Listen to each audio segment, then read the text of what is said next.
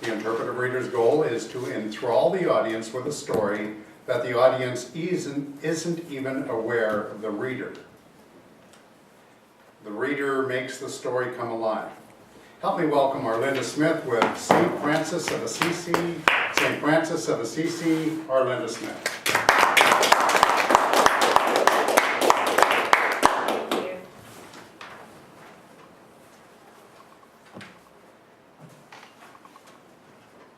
Mr. Toastmaster, fellow Toastmasters, and honored guests. This is a story told by Elias about the life and the death of St. Francis of Assisi, and Elias's gratitude for all that Francis of Assisi was and all that he did.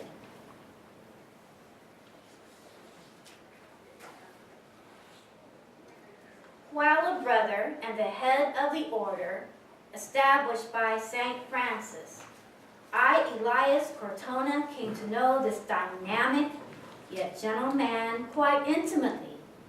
Some of his ideas and changes brought about by these ideas and even could have been thought of as radical, but I always think of him primarily as a sweet and gentle saint.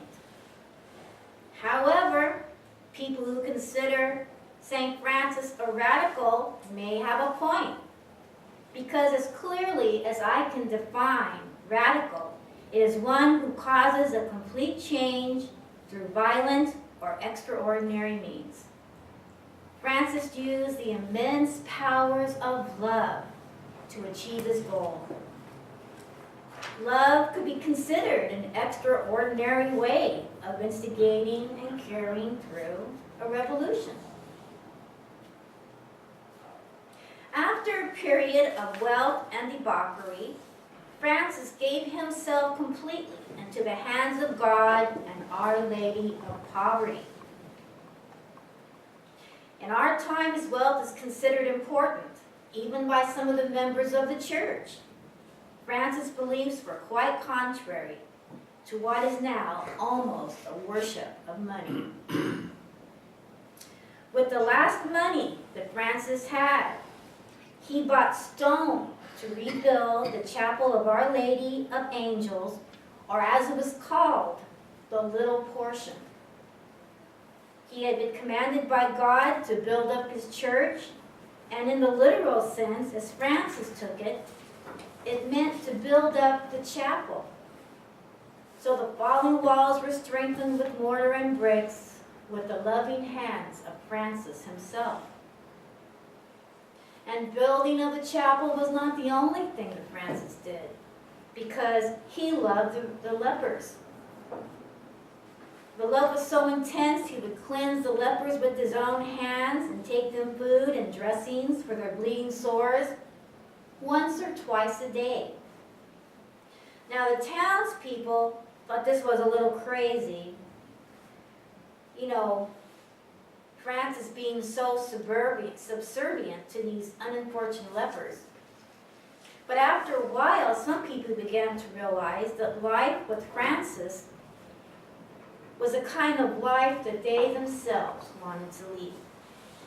The first of the many disciples to join Francis was his good friend Bernard, who was the first to witness Francis deep in prayer, which is what we are all accustomed to now.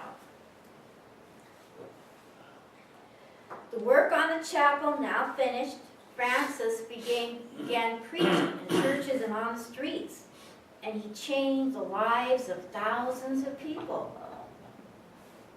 I myself at that time was aimlessly wandering around, traveling from village to village, when I first heard Francis of Assisi. There was Francis in the midst of a large crowd of people, speaking to them in a gentle and tender way, and addressing them as his brother and sister. I was immediately converted to the Franciscan way of life, which is a life of love for all things, including fire and many other of God's creatures that maybe are not quite so likable. My friendship with Francis began right away.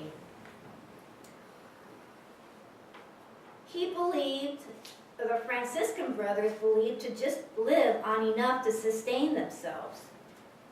Although this may not seem to be the kind of life for a woman, one of Francis's most ardent admirers was Claire Sci-Fi, and she joined the order. And soon after that, her sister and her cousin joined. Now it was necessary to create another order for the women. That was the order of Franciscan nuns, with Claire as the head of the order.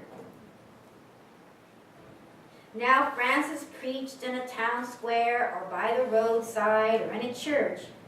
Great numbers of people would join Francis, and sometimes the entire town. This made it necessary to establish another order, one we called the Third Order, and the members were known as the tertiaries. Members of this order are lay people, often married, who of course live by the gospel and observe the rules of poverty and holy obedience. Francis now realized just how many followers he had, and he was worried about how he could help these poor sinners be forgiven. From Pope Honorius, Francis received the Portiuncula indulgence that came about in a vision he had during a thunder and lightning session.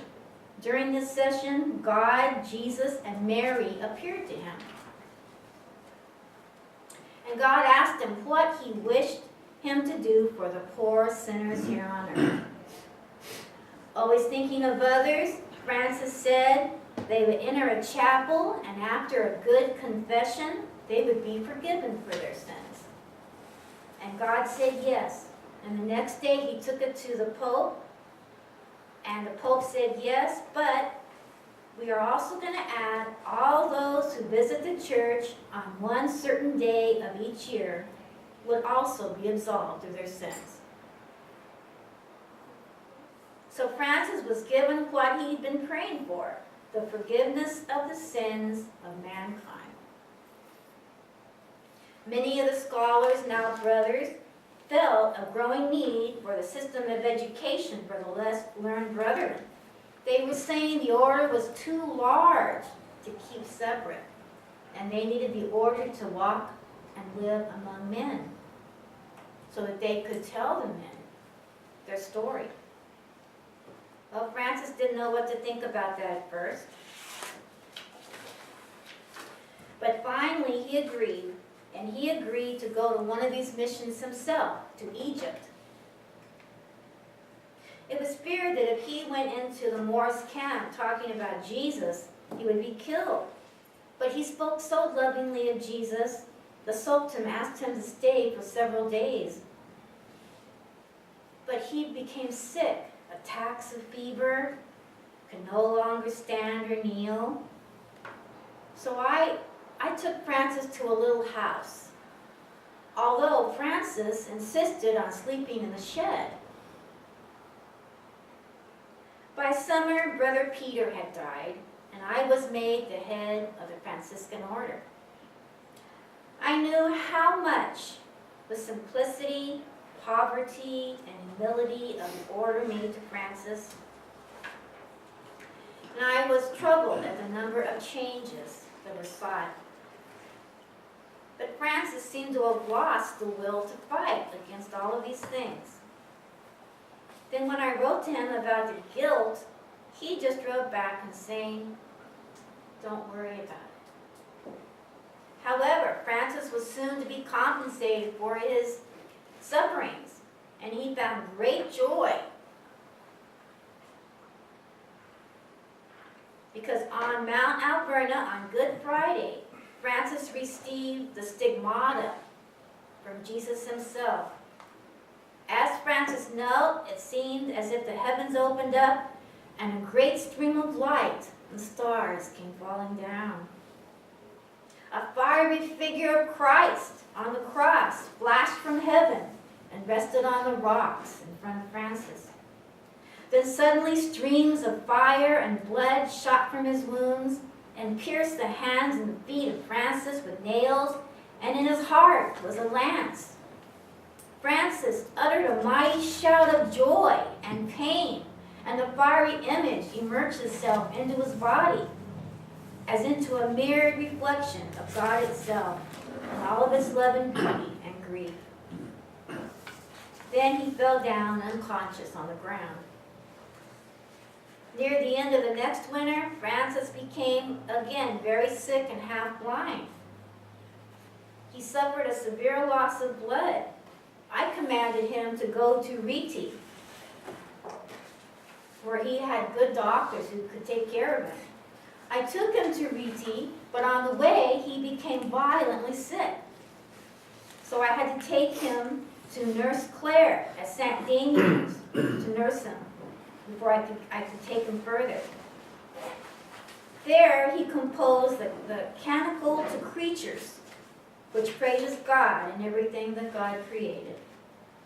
We finally reached Iti at the end of the summer, but all the fine doctors couldn't cure him. The cardinal himself sent him to Siena, to the famous eye specialist. But the doctor couldn't help either, so Francis wanted to return to Assisi to die.